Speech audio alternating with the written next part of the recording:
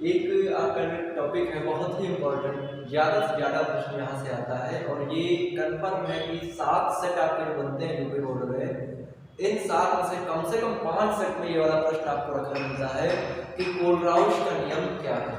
ये आपका विद्युत रसायन नामक पाठ से है। कोलराउश का नियम क्या है? तो कोलराउश का नियम भाई क्या है, इसको जानने से पहले हम लोग एक और चीज जानते हैं जो चालकता के बारे में। चालकता क्या होती है? अब बात आती है कि चालकता क्या है या विशिष्ट चालकता क्या है। तो जो विशिष्ट चालकता होती है वो विशिष्ट प्रतिरोध के व्युत्क्रम के बराबर होती है। अब देखिए, हम लोग कोलराउश से शुरू किए थे। कोलराउश जानने के लिए हमको चालकता चाहिए, चालकता या विशिष्ट चालकता जानने के लिए हमको विशिष्ट प्रतिरोध चाहिए। तो सबसे पहले हम शुरुआत यहाँ से करते हैं, विशिष्ट प्रतिरोध क्या होता है, फिर हम लोग जानेंगे विशिष्ट चालकता क्या होती है, फिर हम लोग जानेंगे कोलराउश नियम क्या होता है। विशिष्ट चालकता की परिभाषा और इसका मात्रक, ये भी बहुत बार प्रश्न पूछा जा चुका है 2 से 3 नंबर में। कोलराउश का नियम 3 नंबर में मैक्सिमम आता है। 3 से ज्यादा अगर पूछेगा तो न्यूमेरिकल साथ में लगा के देगा, ये बताना है आपको इसका यूज क्या है, तब नंबर बढ़ाएगा, वरना 3 नंबर 2 नंबर मैक्सिमम। तो हम लोग ये पढ़ते हैं पहले विशिष्ट प्रतिरोध क्या है। विशिष्ट प्रतिरोध जो है एक प्रकार का नियतांक है। किसी भी धातु के लिए विशिष्ट प्रतिरोध निश्चित होता है।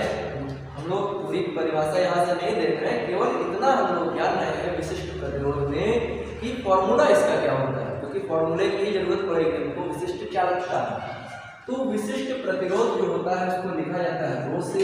कौन सा अक्षर है? रो है आपका।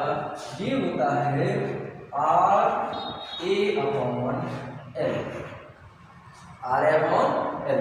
अब देखिए, आप लोगों ने कक्षा 10 में इस तरीके से कुछ पढ़ा होगा कि जो प्रतिरोध होता है वो किस प्रकार कहाँ निर्भर करता है। इस तरीके से पढ़े होंगे, लंबाई के समानुपाती और क्षेत्रफल के क्या होता है, व्युत्क्रमानुपाती।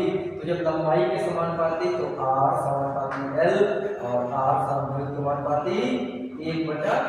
इस प्रकार से इन दोनों को मिलाएंगे तो R समानुपाती कितना आ जाएगा आपका, L/A आ जाएगा। इस प्रकार यहाँ पर होता क्या है, जब हटाओगे तो R बराबर एक नियतांक होगी तो L/A, तो ये कितना आ जाएगा, RA/L बराबर। इसलिए जो रो हमारा होता है ये क्या होता है, RA/L। R क्या है, तार का प्रतिरोध है। ए क्या है, तार का क्रॉस सेक्शन एरिया, मतलब अनुप्रस्थ काट का क्षेत्रफल। L क्या है, तार की लंबाई। अब ये जो आपकी लंबाई है, मान लेते हैं हमारा ये एक प्रकार का तार है। इस तार को अगर हम बीच से काट दें तो ये इधर से जो आप देखिए ये क्या होगा आपका अनुप्रस्थ काट का क्षेत्रफल, मतलब क्रॉस सेक्शनल एरिया। तो इसी को कहा जाएगा E। तो ये होता है RA/L। यहाँ से हम लोग रो की वैल्यू निकालेंगे। ये रो हमारा क्या कहलाएगा, विशिष्ट प्रतिरोध। यहाँ पर लिख भी देते हैं विशिष्ट प्रतिरोध। विशिष्ट प्रतिरोध ये हमारा हो गया, क्या हो गया, विशिष्ट प्रतिरोध। ये हमारा रो इज इक्वल टू RA/L। ठीक, तो अब देखिए जो हमारी विशिष्ट चालकता होती है उसकी परिभाषा क्या होती है। विशिष्ट चालकता, विशिष्ट चालकता जो होती है वो विशिष्ट प्रतिरोध के व्युत्क्रम के बराबर होती है। व्युत्क्रम का मतलब 1/रो कर दिया जाए। और एक बात ध्यान रखना, जो विशिष्ट चालकता होती है ये कप्पा से प्रदर्शित की जाती है। कप्पा का प्रदर्शित करने का निशान ये है, इसको के ना समझना, ये कप्पा है, गोल कर देंगे तो ये कप्पा, ये बराबर होता है 1/रो के। अब देखिए 1/रो की वैल्यू यहाँ से हम रख देंगे RA/L, तो RA/ यहाँ पर L आ जाएगा। अब देखिए इसको हमको क्या करना है, उल्टा करना है। तो इधर चलते हैं, कप्पा इज इक्वल टू, यहाँ पर जब देखिए अंश ऊपर है, ऊपर वाले में हर नहीं है, नीचे अंश हर दोनों है। तो यहाँ हम करते क्या है, इसके बटे में 1 मान लेते हैं। आपको इधर दिखा दें, 1/1 मान लीजिए और यहाँ पर RA/L मान लीजिए। तो 1/1 ऊपर जाएगा तो L/RA हो जाएगा। तो इसी प्रकार से यहाँ पर क्या आ जाएगा, L/R/T। तो कप्पा की वैल्यू क्या होती है, L/R/T। तो अगर आपसे कोई पूछे विशिष्ट चालकता की परिभाषा क्या है तो आपको बताना है विशिष्ट प्रतिरोध के विक्रम को विशिष्ट चालकता कहते हैं, इसे कप्पा से प्रदर्शित किया जाता है। अब बात आती है फॉर्मूला कैसे है, तो आपको इतना लिख देना है, फिर यहाँ पर ब्रैकेट में लिख दीजिए इस प्रकार से, चूंकि रो इज इक्वल टू RA/L, ठीक, इधर लिख दीजिए। अब रो की वैल्यू यहाँ पुट करिए, उल्टा करिए इसको, कप्पा इज इक्वल टू कितना आ जाएगा आपका L/RA। फिर बात आती है, अगर आपका यही प्रश्न विशिष्ट चालकता 3 नंबर में पूछा गया है, क्या है डिफाइन कीजिए, तो आप इतनी बात लिखेंगे, इसको बताने की कोई जरूरत नहीं, इतना बताइए विशिष्ट चालकता जो है या विशिष्ट प्रतिरोध के विक्रम को विशिष्ट चालकता कहते हैं, इसे कप्पा से प्रदर्शित करते हैं। गणितीय रूप भी लिख दीजिए, फिर लिख दीजिए मात्रक जरूर लिखिए, न्यूमेरिकल में भी मात्रक का बहुत महत्व, मात्रक जरूर लिखिए। अगर आप रटने में माहिर हैं तो अलग की बात है, वरना रटिए मत, कहीं से मात्रक निकाल लीजिए। अच्छा देखिए, L क्या है, लेंथ है, लेंथ की मात्रक क्या, सेंटीमीटर। अच्छा प्रतिरोध है, इसका मात्रक क्या, ओम। R तो ओम हो गया, ये है आपका क्षेत्रफल, क्षेत्रफल सेंटीमीटर स्क्वायर, ये सेंटीमीटर, अगर ये मीटर तो ये मीटर स्क्वायर, 1 सेंटीमीटर 1 काट दीजिए तो ऊपर कुछ नहीं बचा, तो ओम ऊपर जाएगा तो मात्रक हो जाएगा ओम इनवर्स, और इसी को सेंटीमीटर इनवर्स, मात्रक आपका ये हो जाएगा। इसको ये भी लिखा जाता है MHO, सेंटीमीटर इनवर्स। महो को सीमेन भी लिखा जाता है, तो सीमेन सेंटीमीटर इनवर्स, चाहे जो मात्रक लिखे, लेकिन स्टैंडर्ड मात्रक आपका कौन सा है, ये वाला। इसको आप चाहे तो नोट डाउन कर लीजिए। हर क्लास में मैं बताता हूँ कि जब भी पढ़िए, चाहे जैसे पढ़िए, जहाँ से पढ़िए, एक कॉपी ले करके पढ़िए, नोट्स जरूर बनाते रहिए, भले ही आप एग्जाम के टाइम को चाहे जब केवल ओरल पर पढ़िए, यहाँ से थोड़ा सा सीखते जरूर चलिए। ये हमारा हो गया। अब देखिए हम लोग जान गए चालकता क्या होती है। चालकता के बाद थोड़ी सी बात हम लोग इसको हटाते हैं, नोट कर लीजिए वीडियो पास करके इसको, और वीडियो अंत तक जरूर देखिए, वरना जान नहीं पाएंगे। तो विशिष्ट चालकता इसको आप नोट कर लेंगे। हम लोग इसके बाद एक थोड़ी सी बात और मोलर चालकता जान लेते हैं, तब हम लोग कोरलॉश के नियम पर पहुंचे। मोलर चालकता क्या होती है, मोलर चालकता, विशिष्ट चालकता आप जानते हैं। मोलर चालकता में कुछ नहीं, बस इतना हम लोग और बढ़ा देंगे, कह देंगे एक मोलर विलयन की विशिष्ट चालकता को उस विलयन की मोलर चालकता कहते हैं। कैसे, एक मोलर विलयन की सांद्रता कितनी होनी चाहिए, 1 मोलर, यानी 1 मोलर विलयन की विशिष्ट चालकता को उस विलयन की मोलर चालकता कहते हैं। इसे लैम्डा m से प्रदर्शित करते हैं। कैसे करेंगे, लैम्डा m से प्रदर्शित करेंगे। फॉर्मूला होता है lambda two kappa into v। अगर सांद्रता के टर्म में देखें तो लैम्डा m इक्वल टू क्या हो जाएगा, कप्पा इनटू 1000 और बटे में सांद्रता, यहाँ पर कंसंट्रेशन लिख देते हैं। मात्रक कैसे निकालोगे, कप्पा का मात्रक रखिए, सांद्रता का मात्रक क्या होता है, मोल पर लीटर। तो यहीं पर अगर हम मात्रक निकालना चाहें तो मात्रक भी निकाल सकते हैं। तो क्या हो जाएगा, कप्पा का मात्रक क्या होता है, ओम इनवर्स, और इसका सेंटीमीटर इनवर्स, और बटे में क्या होता है, मोल पर लीटर, मोल लीटर इनवर्स, मोल प्रति लीटर या मोल लीटर इनवर्स। आपको करना क्या है, ये भी ऊपर जाएगा, मोल भी ऊपर जाएगा, ohm inverse centimetre inverse mole litre inverse ऊपर जाएगा, लीटर ऊपर जाएगा, और एक बचेगा मोल, ठीक, मोल इनवर्स हो जाएगा। तो यहाँ से हम लोग मात्रक भी निकाल सकते हैं। तो ये मैं नहीं कर रहा, आपको केवल इतना बताना मोलर चालकता क्या है। मोलर चालकता क्या है, किसी विलयन की 1 मोलर विलयन को कितनी सांद्रता का हो, 1 मोलर विलयन का हो, यानी वह विलयन जो 1 मोलर विलयन का है उसकी विशिष्ट चालकता नाप लें, वही हमारी क्या होगी, उस विलयन की मोलर चालकता। अब हम लोग क्या जानते हैं, कोलराउश का नियम। कोलराउश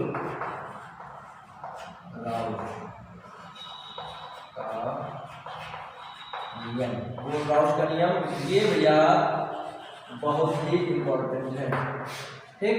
कोलराउश का नियम क्या होता है, पहले मैं यहाँ लिख भी देता हूँ हिंदी 2 लाइन की जो है, फिर उसका जो है आपका जो फॉर्मूला है वो भी बताता हूँ, अनुप्रयोग भी हम लोग देखेंगे।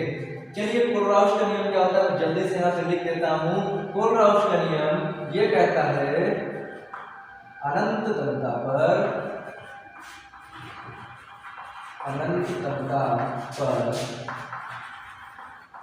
किसी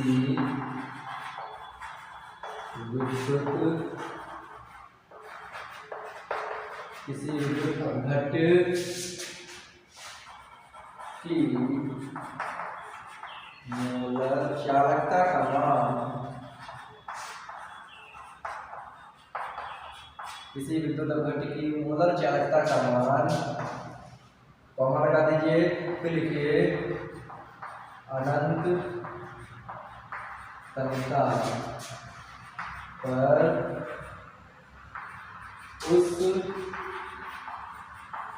विलयन की आयन चालकताओं की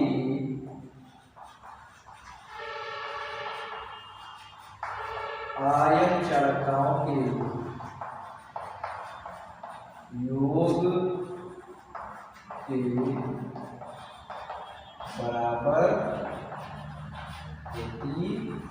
बराबर होता है। मान लेते हैं आयन चालकताओं के योग के बराबर होता है। ये कौन कह रहा है? कोलराउश का नियम कह रहा है। वो कह रहा है कि अनंत तनता पर किसी विद्युत अपघट की मोलर चालकता का मान अनंत तनता पर उस विलयन की आयन चालकताओं के योग के बराबर होता है। अब देखिए अनंत तनता पर मोलर चालकता, तो इसका रिप्रेजेंटेशन जो है यहाँ पर अनंत लगा दीजिए, मतलब विलयन अत्यंत तन कर दिया गया है। अभी इसका दूसरा रूप मैं बताऊंगा जो प्रायः ज्यादातर बुक्स में लिखा होता है, कभी कभी ये भी मिलेगा किसी किसी प्रकाशन में, किसी में दूसरा रूप मिलता है। तो ये आपका क्या है? अनंत तनता पर मोलर चालकता है, लिखा मोलर चालकता। अच्छा, कोई विलयन है तो बताइए उसमें कौन कौन टाइप के आयन हो सकते हैं? कमेंट करिए जल्दी से। उसमें आयन आपके जो है वो कौन कौन से हो सकते हैं? एक या तो प्लस या फिर माइनस, इसके अलावा तो कोई नहीं हो सकता आयन। आयन यही दो होंगे, या प्लस या माइनस, मतलब और दोनों प्रकार के होंगे क्योंकि विलयन बना दिए वो दोनों आयन। तो प्लस और माइनस, तो एक लैम्डा हो गया कौन सा? धनायन वाला। कौन सा? धनायन मान लेते हैं। यहाँ पर कुछ लिखा होगा A plus Cl plus minus Na plus Mg double plus, ऐसे कुछ होगा। और ये भी कब होगा? अनंत तनता पर ही आयन चालकताओं का लिखा अनंत तनता, अनंत पर आयन धनायन हो गया और प्लस में ऋणायन हो गया। ये भी किसका होगा? ऋणायन। तो अनंत तनता पर मोलर चालकता बराबर अनंत तनता पर धनायन और ऋणायन की चालकता, ये किसके बराबर होंगे? आपस में दोनों बराबर हैं। ये रूप हो गया। अथवा में और में इसका ये भी ऐसे लिखा जाता है। और ये कहना अनंत तनता पर। अच्छा, आप ये कहिए विलयन बहुत ही तन है, विलयन बहुत ही तन है। जैसे शरबत मान लिया जाए, शरबत को कहें बहुत तन है, तो मतलब 1 किलो 1 लीटर पानी में 2 टुकड़ा चीनी बोली गई, 2 दाने चीनी, तो मतलब बहुत पतला है, कोई कुछ नहीं मालूम देगा, मतलब बहुत ही तन विलयन है। हम ये भी तो कह सकते हैं सांद्रता जो है इसकी 0 है, मतलब इसमें कुछ दम ही नहीं, इसमें शक्कर है ही नहीं। चाय का इसमें शक्कर है ही नहीं, और चाय का इसमें पानी ज्यादा है, तो पानी ज्यादा है मतलब अनंत मात्रा है इसमें, और शक्कर कम है मतलब शून्य मात्रा है। तो हम ऐसे भी लिख सकते हैं 0 यहाँ लगा दे, मतलब सांद्रता 0 ये बताता है अनंत तनता पर, ये बताता है लगभग शून्य सांद्रता पर। तो ये वाला आप क्या करते हैं? इधर भी 0 आ जाएगा प्लस, और प्लस में लैम्डा 0 माइनस, ये भी हम ऐसे तरह से कर सकते हैं। ठीक, एक दूसरा तरीका मन हो ऐसे भी लिख सकते हैं, कोई समस्या नहीं। Lambda infinity m is equal to lambda infinity, और यहाँ पर लिख देते हैं कैटायन और प्लस लैम्डा इन्फिनिटी केनायन, ऐसे भी लिख सकते हैं, उससे कोई समस्या नहीं। ऐसे लिखा जा सकता है, ऐसे भी लिखा होता है कभी कभी किताब में, लेकिन ज्यादातर आपको ये इसके बाद आपको ये वाला आपका ठीक इस तरीके से। अब इसका उपयोग क्या होता है भैया? कोई भी चीज अगर बनाई जाती है तो उसका उपयोग भी तो कुछ ना कुछ होगा। इसका क्या उपयोग ये आपको जानना बहुत ही जरूरी है। कभी कभी पूछता है कोलराउश का नियम लिखिए, अगर 2 नंबर में आया तो गारंटी है इतना ही आपको लिखना है, फुल 2 का 2 नंबर मिलेगा और कुछ नहीं आना। ज्यादा का आया तो वो लिखता कि कोलराउश का नियम को परिभाषित कीजिए तथा इसके किन्हीं 2 अनुप्रयोगों को बताइए। तो एक तो अनुप्रयोग होता है इसका दुर्बल बच्चों की मोलर चालकता ज्ञात करने में, ठीक, वियोजन की मात्रा ज्ञात करने में, इस तरीके से अनंतता पर सांद्रताएं ज्ञात करने में, इस तरीके से तमाम सारी चीजें हैं चालकताएं ज्ञात करने में। इस पर जो है मैं एक अलग से सेपरेट वीडियो लेकर के आऊंगा अभी जल्द में ही। इसके बाद आपको नेक्स्ट वीडियो वही मिलेगा। तो उसमें उपयोग होंगे, इसके उपयोग नियम के मेन उपयोग आपके चार हैं, आप 3 भी पढ़ लीजिए, 2 से ज्यादा नहीं पूछता है, तो 3 कंफर्म तैयार कर लीजिए, उन्हीं में से मिलना है। न्यूमेरिकल जरूर इस पर तैयार करिए, एक ही न्यूमेरिकल इस पर मेन है, वो भी 392 करके कुछ आता है सांद्रता, वो वाला है, तो मैं वही न्यूमेरिकल आपको कराऊंगा अगली क्लास में। तो यहाँ तक बढ़िया से तैयार करते रहिए, कापी पे नोट जरूर करिए। एक बार में समझ में आया तो एक बार फिर से वीडियो को क्या कर सकते हैं, आप देख सकते हैं दोबारा देखिए, नोट्स जरूर बनाते रहिए। जब तक आप कुछ लिखेंगे नहीं तब तक कुछ नहीं होने वाला, लिखते जरूर रहिए। तब तक के लिए अगर वीडियो बहुत ही अच्छा लगा हो लाइक कीजिए, कमेंट जरूर कीजिए, अपनी राय जरूर बताइए। अगर कहीं सुधार करना है या हमें कोई आपको त्रुटि नजर आ रही है वो हमें बताइए। आपका सुझाव जो है जल्द से जल्द सुधार करने का मैं पूरा प्रयास करूंगा। सुझाव दीजिए, कमेंट करिए, शेयर करिए, और अगर आप हमारे चैनल पर नए हैं, अभी तक आपने सब्सक्राइब नहीं किया है तो प्लीज सब्सक्राइब भी करिए, इसमें आपका कोई भी पैसा नहीं लगता है। चैनल को सब्सक्राइब करिए, अधिक से अधिक शेयर करिए। जय हिंद।